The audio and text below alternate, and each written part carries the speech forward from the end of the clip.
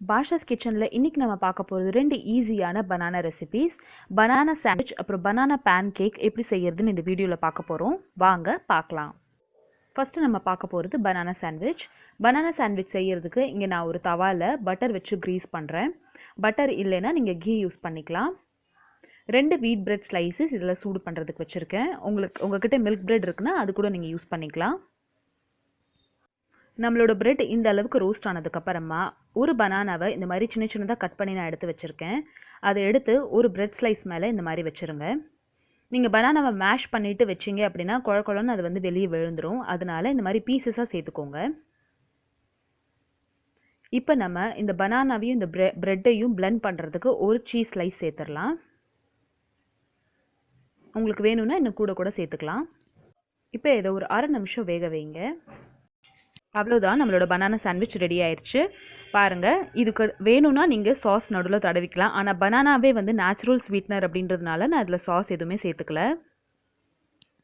இந்த சாண்ட்விச்சோட டேஸ்ட் பார்த்தீங்கன்னா sweet and salt கலந்துருக்கும். பனானாவோட sweet அப்புறம் சீஸோட சால்ட் இதில் இருக்கிறதுனால இந்த சாண்ட்விச் ஒரு பர்ஃபெக்டான ஆஃப்டர் ஸ்கூல் ஸ்நாக்ஸ். ஈஸியாக ப்ரிப்பேர் பண்ணக்கூடிய இந்த ஆஃப்டர் ஸ்கூல் ஸ்நாக்ஸை கண்டிப்பாக உங்கள் குழந்தைங்களுக்கு செஞ்சு கொடுங்க, விரும்பி சாப்பிடுவாங்க. அடுத்த ரெசிபி நம்ம பார்க்க போகிறது பனானா பேன்கேக் ஆர் பனானா அப்பம். இது செய்கிறதுக்கு நான் 2 பச்சை வாழைப்பழம், ஒரு 2-3 ஏலக்காய் எடுத்து வச்சுருக்கேன். ஒரு 1/2 கப் தேங்காய் எடுத்து வச்சுருக்கேன். 1 கப் நான் வீட் ஃப்ளார் எடுத்திருக்கேன், கோதுமை மாவு. அப்புறம் ஒரு 3/4 கப் வெல்லம் இந்த மாதிரி உடச்சி எடுத்து வச்சுருக்கேன். பனானா அப்பம் இன்றைக்கி நான் வெல்லம் போட்டு செய்ய போகிறேன் அப்படின்றதுனால ஒரு பாத்திரத்தில் ஃபஸ்ட்டு நம்ம வெள்ளைப்பாக்கு காய்ச்சிக்கலாம். இது ரொம்ப ஈஸி தான் இது காய்ச்சறது. ஒரு 1/2 கப் வெல்லத்தை இந்த மாதிரி ஒரு பாத்திரத்தில் போட்டுட்டு எவ்வளோ வெல்லம் இருக்கோ அதுக்கு பாதி தண்ணி ஊற்றணும். தண்ணி ஊற்றிட்டு இப்போ இதை நம்ம லோ ஃப்ளேமில் இந்த வெல்லத்தை நம்ம இந்த தண்ணியில் கரைச்சிக்கணும். ஸோ இந்த பனானா அப்பம் செய்கிறது ரொம்ப ஈஸி தான். உங்கள் வீட்டில் இப்போ நீங்கள் ஒரு 8லேருந்து 10 வாழைப்பழம் வாங்குறீங்க அப்படின்னா கடைசியாக இருக்கிற அந்த 2 வாழைப்பழம் ரொம்ப பழுத்துரும். இல்லாட்டினா நம்ம சாப்பிடாமலே அது ரொம்ப வெளியிருந்து பார்க்குறதுக்கு ரொம்ப கருத்து போயிருக்கும். அந்த மாதிரி இருக்கிற வாழைப்பழத்தெல்லாம் நம்ம என்ன பண்ணுவோம்னா தூக்கி போட்டுருவோம். ஆனால் அந்த மாதிரி நல்ல பழுத்த வாழைப்பழத்தில் இந்த மாதிரி நீங்கள் அப்பம் செஞ்சீங்கன்னா ரொம்ப டேஸ்டியாக வரும். இப்போ நம்மளோட இந்த வெள்ளைப்பாகு ரெடி ஆயிடுச்சு. ஒரு 2 to 3 மினிட்ஸில் இது நம்மளுக்கு இந்த மாதிரி பொங்கி வர ஆரம்பிச்சிடும். இந்த அளவுக்கு பொங்கினோன்னா இதை நீங்கள் ஆஃப் பண்ணிவிட்டு ஃபில்டர் பண்ணிடலாம். நான் வெல்லம் யூஸ் பண்ணுறது சூப்பர் மார்க்கெட்டில் வாங்கினது அப்படின்றதுனால நான் இதை ஃபில்டர் பண்ணுறேன். உங்கள்கிட்ட நார்மலாக நாட்டு வெல்லம் இருக்குது அப்படின்னா நீங்கள் அதை ஃபில்டர் பண்ண வேண்டிய அவசியம் இல்லை. யூஸ்வலாக நம்ம கடைகளில் வாங்குறதுல கொஞ்சம் உப்பு டஸ்ட் எல்லாமே இருக்கும், அதனால் அதை நான் ஃபில்டர் பண்ணிக்கிறேன். ரொம்ப ஈஸி தான் இது ஃபில்டர் பண்ணுறது. ஒரு 2லேருந்து 3 நிமிஷம் ஆகும் இது டிசால்வ் ஆகிறதுக்கு. அவ்வளோதான், இப்போ நம்ம இதை எடுத்து வச்சிடலாம். அடுத்து நம்ம மாவு ரெடி பண்ணலாம். 1 கப் கோதுமை மாவு எடுத்துக்கோங்க. நம்ம எடுத்துருக்க தேங்காவையும் ஏலக்காவையும் நான் ஒன்றா போட்டு மிக்சியில் அரைச்சி எடுத்து வச்சுருக்கேன். தண்ணி ஊற்றாமல் அதை நீங்கள் அரைச்சி எடுத்து வச்சுக்கணும். இப்போ அதையும் இதில் சேர்த்துடலாம். ஒரு 1/2 கப் தேங்காயும் ஒரு 2லேருந்து 3 ஏலக்காயும் சேர்த்து நான் அரைச்சி இதில் போட்டிருக்கேன். ஏலக்காய் அரைக்கிறதுனால நல்ல ஃப்ளேவர் உங்களுக்கு கிடைக்கும். அடுத்ததாக நம்ம எடுத்து வச்சுக்க 2 வாழைப்பழத்தை சின்ன சின்னதாக கட் பண்ணி இதை இந்த மாதிரி ஒரு பவுலில் போட்டு வச்சுக்கோங்க. இதை நம்ம ஃபோக் வச்சு நல்லா மேஷ் பண்ணிக்கணும். கையில் பிசைஞ்சாலும் சரி, இல்லை இந்த மாதிரி ஃபோக் வச்சு நல்லா மேஷ் பண்ணிவிட்டு இது நம்மளுக்கு வாட்டரி கன்சிஸ்டன்சி வர்ற வரைக்கும் நல்லா மேஷ் பண்ணிக்கோங்க. வாழைப்பழத்தை எல்லாத்தையும் நல்லா மேஷ் பண்ணிவிட்டு இப்போ இந்த மாவில் இதை நான் சேர்த்துற போகிறேன். பாருங்கள், இந்த மாதிரி இது மேஷ் பண்ணிடணும். கொஞ்சம் உங்களுக்கு அதில் பீசஸ் இருந்துச்சுன்னா பரவாயில்ல, அது சாப்பிடும்போது நல்ல டேஸ்ட் உங்களுக்கு கொடுக்கும். கொஞ்சமாக ஒரு சிட்டிக்கு உப்பு சேர்த்துக்கோங்க. உப்பு சேர்த்துட்டு எல்லாத்தையும் நல்லா மிக்ஸ் பண்ணிக்கோங்க.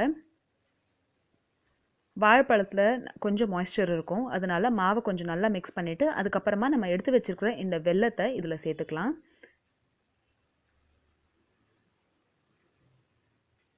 இப்போ கொஞ்சமாக இதில் தண்ணியும் சேர்த்துட்டு அதையும் எல்லாத்தையும் நல்லா இந்த மாதிரி மிக்ஸ் பண்ணிக்கோங்க.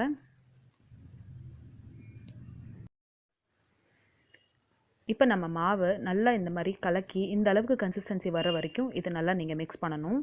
மாவில் எந்த லம்ஸும் இருக்கக்கூடாது. நடுவில் வாழைப்பழத்தோட பீசஸ் இருந்துச்சுன்னா அது பரவாயில்ல, ஆனால் நம்ம சேர்த்த கோதுமை மாவில் எதுவுமே கட்டியாக இருக்கக்கூடாது. அடுத்ததாக இப்போ இதில் நான் 2லேருந்து 3 டீஸ்பூன் அரிசி மாவு சேர்த்துருக்கேன். அரிசி மாவு சேர்த்துட்டு கொஞ்சமாக தண்ணி விட்டு அதையும் நல்லா கரைச்சி எடுத்து வச்சுக்க போகிறேன். சைட் பை சைட் நான் என்னோடய தவாவை சூடு பண்ணுறதுக்கு வச்சுருக்கேன். இது நீங்கள் பனியார சட்டிலையும் செய்யலாம், இல்லை தவாலையும் செய்யலாம், இல்லை நீங்கள் எண்ணெயில் பொரிச்சு கூட கொடுக்கலாம். நான் வந்து இன்றைக்கி இதை தவாவில் செய்ய போகிறேன். தவா நல்லா சூடாயிருச்சு. இப்போ ஒரு கரண்டி மாவை எடுத்து இந்த மாதிரி இதில் நம்ம சேர்த்துக்கலாம். இழுத்தெல்லாம் விட வேண்டாம். ஜஸ்ட் அதை நீங்கள் நடுவில் மட்டும் குண்டா இல்லாமல் இருக்குன்றதுக்காக கொஞ்சம் லைட்டாக நடுவில் அமுக்கி விட்டுக்கோங்க. 1/2 டீஸ்பூன் நெய் சேர்த்துக்கோங்க. ஒரு 2 நிமிஷம் இதை நம்ம வேக விடலாம். இப்போ ஒரு பக்கம் வெந்ததுக்கப்புறமா பாருங்கள், நம்மளோட சைட்ஸ் எல்லாம் இந்த மாதிரி ஆயிரும். இப்போ இதை நான் திருப்பி போட போகிறேன். ஸோ சூப்பரான அழகான இந்த பேன்கேக் நம்மளுக்கு ரெடி ஆயிடுச்சு. சில பேர் இதில் முட்டை போட்டு செய்வாங்க. ஆனால் முட்டை போட்டிங்க அப்படின்னா உடனே நீங்கள் சாப்பிடணும். அதை வச்சு சாப்பிட்டீங்க அப்படின்னா நல்லா இருக்காது. ஆனால் இந்த மாதிரி நீங்கள் செஞ்சீங்கன்னா இதை நீங்கள் வச்சு கூட சாப்பிட்லாம். இது நீங்கள் வைக்க வைக்க இன்னும் கொஞ்சம் நல்லா சாஃப்ட் ஆகும். ஏன்னா அதில் நம்ம வெல்லம் சேர்த்துருக்கோம் அப்படின்றதுனால. இதே மாதிரி என்கிட்ட இருக்கிற பேட்டரில் நான் 4லேருந்து 5 அப்பம் நான் செஞ்சு எடுத்துட்டேன். ஒரு 2 அப்பமுக்கு மட்டும் எனக்கு மாவு மிச்சமாயிருச்சு. ஸோ அதை நான் எடுத்து ஃப்ரிட்ஜில் வச்சுட்டேன். அதை நான் வந்து ஈவினிங் ஸ்நாக்ஸை வந்து சாப்பிட்லாம் அப்படின்னு எடுத்து வச்சுருக்கேன். இது வந்து நான் மார்னிங் பிரேக்ஃபாஸ்ட்டுக்கு பண்ணேன்.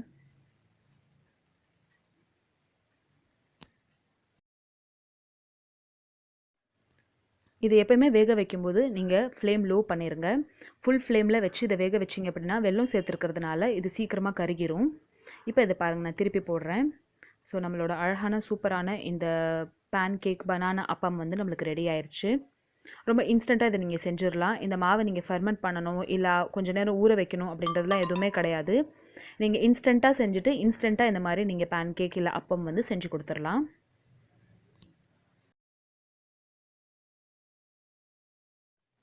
இந்த ஹெல்தியான பனானா பேன்கேக் ரெசிபி நீங்களும் கண்டிப்பாக ஆஃப்டர் ஸ்கூல் ஸ்நாக்ஸ்க்கு செஞ்சு பாருங்கள்.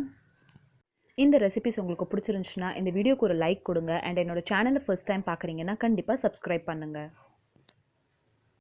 இதே மாதிரி ஆஃப்டர் ஸ்கூல் ஸ்நாக்ஸ் ரெசிபிஸ் உங்களுக்கு வேணும் அப்படின்னா நான் டிஸ்கிரிப்ஷன் பாக்ஸில் லிங்க் கொடுக்குறேன். அதையும் ஓப்பன் பண்ணி பாருங்கள்.